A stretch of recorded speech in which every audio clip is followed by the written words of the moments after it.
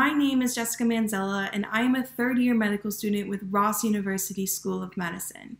I'm here today with Matcha Resident to speak on a very important topic for IMGs, and that is overcoming test anxiety. As a student who recently sat for and passed Step 1, I wanted to share my journey in between my MCAT and Step 1 so that I can share some of the little methods and tips and tricks that I use to overcome my test anxiety. I know I'm not alone when I say that as an IMG, I feel like I'm constantly in competition. In competition with my US counterparts and in competition with myself. I feel like I constantly have to prove that I deserve to be where I am.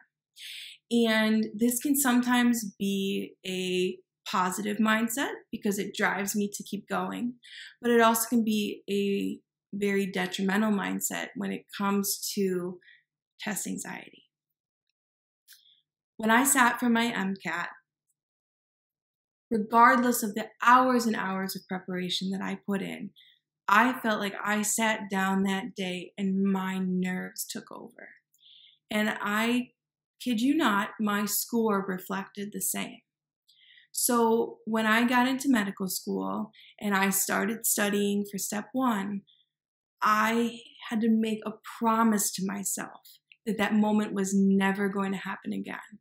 That when I sat down for a test, that the only thing that shined through when I got my grades back were the amount of hours of dedication that I poured in. And it's tough. It's tough to overcome. It's this internal drive that you have to constantly remind yourself that you are worthy of where you are and that results come from the preparation. Have faith in preparation.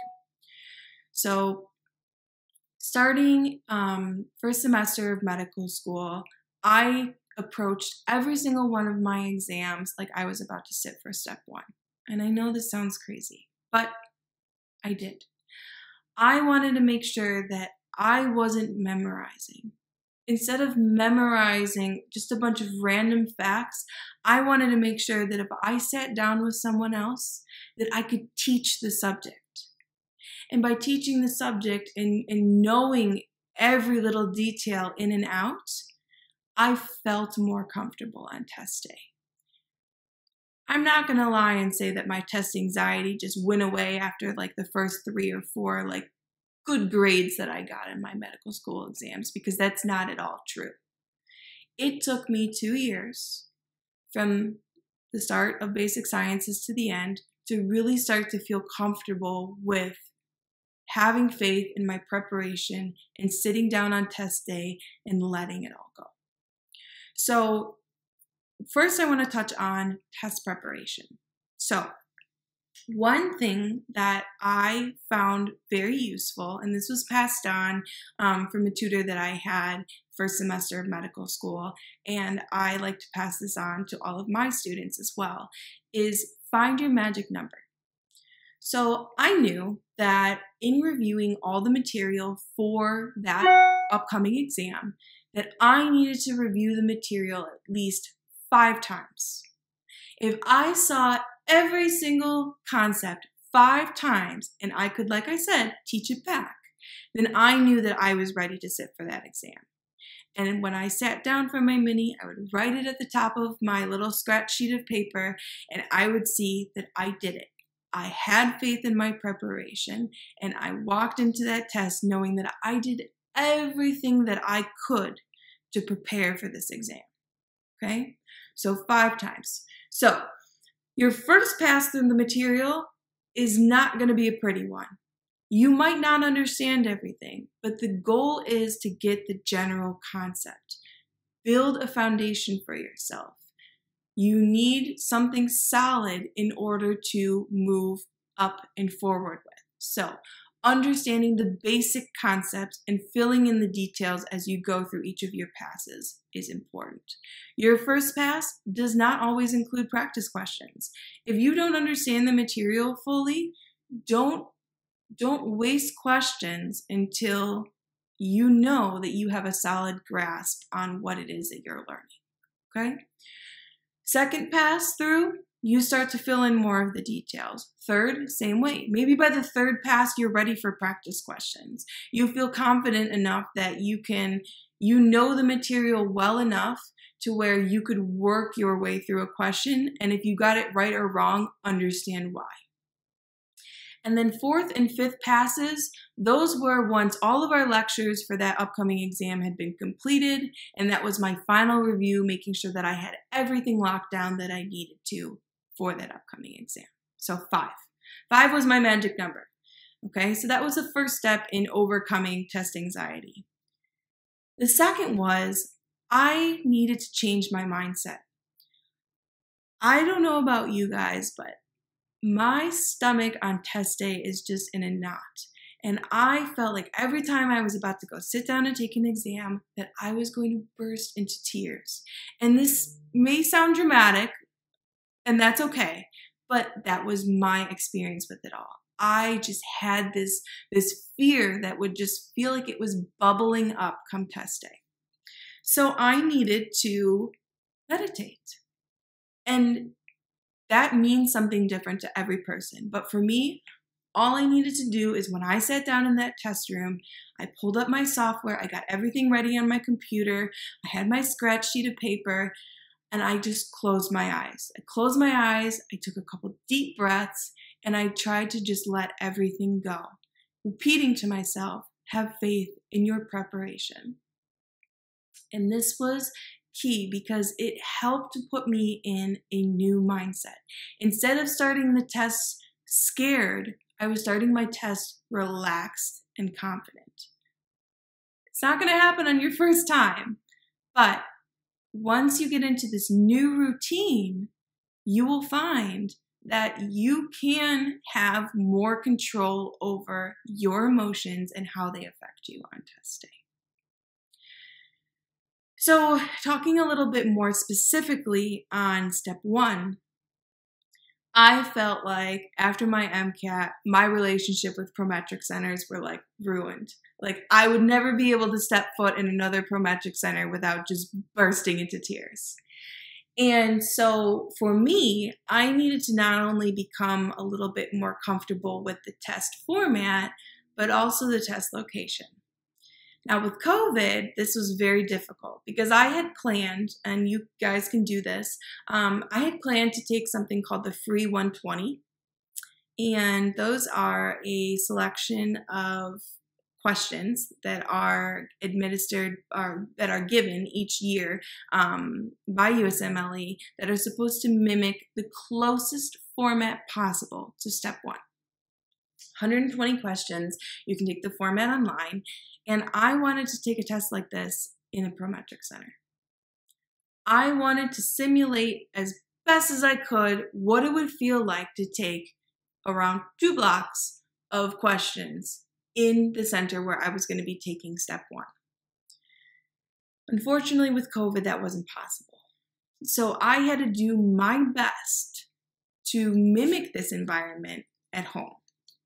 And how I did that was I never took a test in the same place that I studied, okay? So for example, if I studied at my apartment in my office all the time, I would go somewhere else to take my exam. I would physically get up and move. Whether this be in the business center that's in my apartment complex, or you go to a family member's house and you take your test there. Whatever you need to do to get yourself into a different environment, it's going to change your mindset, okay? So first piece of advice, never take a test where you're constantly studying, okay? Second piece of advice of if you're a test taker who's going to be taking step 1 or even your MCAT anytime during this pandemic, wear a mask during your practice exams.